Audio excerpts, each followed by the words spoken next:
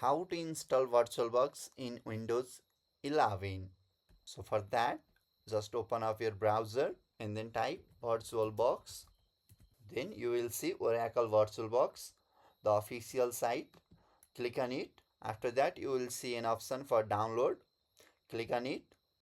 And here for different platforms, you will find versions of different packages of VirtualBox.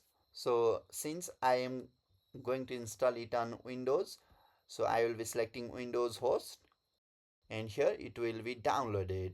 After downloading, open the folder or the file directly, double click on it, click on yes. Then our VirtualBox installation has started. Click next, click on I accept, click on next.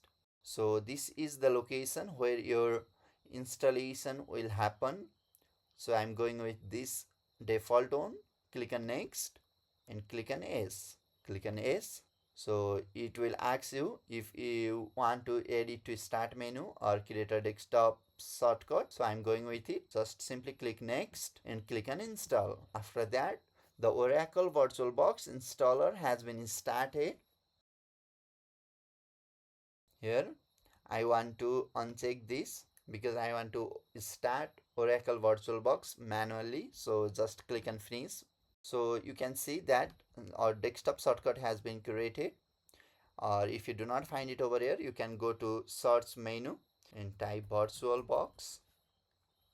You'll see that you can open it from here. So this is how you can install VirtualBox on Windows 11.